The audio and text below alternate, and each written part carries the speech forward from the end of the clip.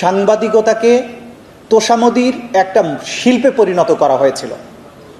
যে সাংবাদিক শাসকদেরকে কঠিন প্রশ্নবাণে জর্জরিত করার কথা ছিল, সেই সময় সাংবাদিকেরা তৈলমর্দনে ব্যস্ত ছিলেন, প্রশ্ন করেছেন, আপনি নোবেল পুরস্কারের জন্য কেন লবিং করছেন না?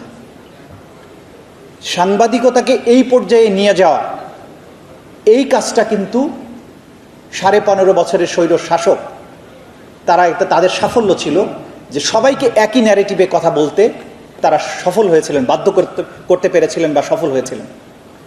দৈনিক নয়া দিগন্ত এই জায়গায় কঠিন এক বিপ্লবী ভূমিকা পালন করেছে, কিন্তু আমি মনে করি যে যা করেছেন তার বাইরেও প্রেজেন্টেশনগুলো আরও অনেক বেশি স্মার্ট হওয়া উচিত।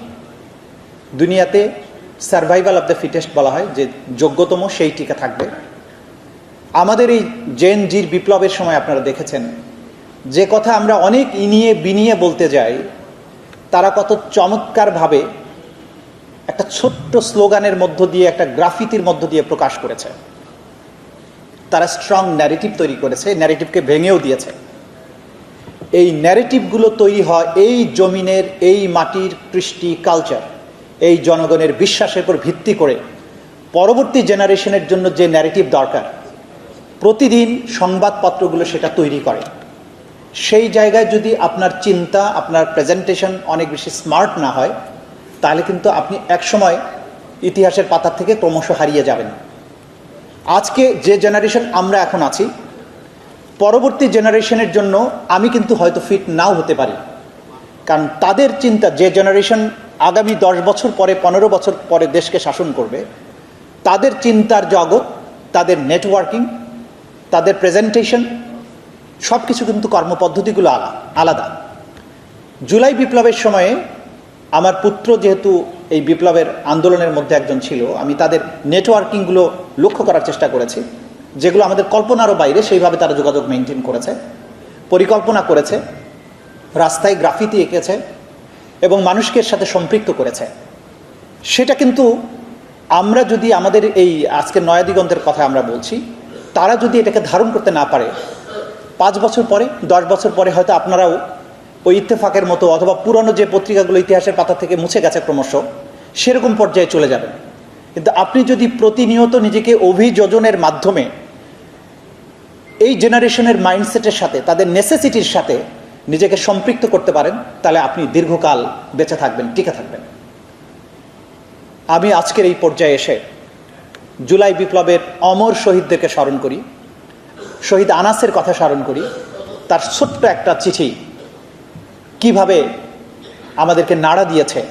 মায়ের কাছে লিখে গেছে, 10 বছরের 12 বছরের বাচ্চা, যে ল্যাংড়া প্রতিবন্ধী যদি আন্দোলনে যেতে পারে, গুলি খেয়ে শহীদ হতে পারে, আমি কিভাবে ঘরে বসে থাকব?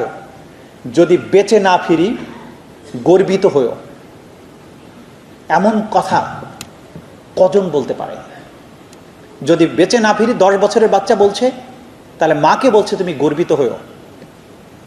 সেখানে আমরা ঘরে ফেরার জন্য কতই না কৌশলের অবলম্বন করি, বেঁচে থাকার জন্য কতই না কৌশলের অবলম্বন করি। ইতিহাসের স্রোত তারাই পাল্টাতে পারে যারা এইভাবে কথা বলতে পারে, জীবন দিতে পারে, মাঠে নামতে পারে, বিজয়টাকে অর্জন করতে পারে, ছিনিয়ে আনতে পারে। আমাদের পত্রপত্রিকাগুলো গত 15 বছরে, 15.5 বছরে যে ভয়াবহ সংস্কৃতি, ভয়ের সংস্কৃতি তৈরি করেছিল বাংলাদেশে আগের সরকার, সেগুলো কিন্তু ফুটিয়ে তুলতে পারেনি সঠিকভাবে। কিন্তু এখনও আজকের এই মুক্ত বাংলাদেশে এই জিনিসগুলোকে তুলে আনার বিশাল দায়িত্ব রয়েছে। প্রত্যেকটি গুমের ঘটনার পেছনে একটা মহাকাব্যিক বেদনার কাহিনী রয়েছে। এক এক করে সেগুলো এক্সপ্লোর করতে হবে ফর আওয়ার ফিউচার জেনারেশন, যাতে কেউ শিক্ষার জন্য, ব্যবসার জন্য ইউরোপ বা আমেরিকা যাবেন না। ইংরেজরা যেমন বাংলাদেশে এসেছে ব্যবসার প্রয়োজনে, সভ্যতা শেখার প্রয়োজনে, এই বাংলা, সোনার বাংলা আবার সেই পর্যায়ে বিশ্বের নেতৃত্ব দেবে। আমেরিকান, ইউরোপিয়ান, চাইনিজ, তারা শিক্ষার জন্য, বাণিজ্যের জন্য, মেডিকেল সায়েন্সের জন্য, ঐতিহ্যের জন্য, স্থাপত্যকলার জন্য এই বাংলায় আবার ফিরে আসবে। সেই দিনের স্বপ্ন দেখে আপনাদের সবাইকে ধন্যবাদ।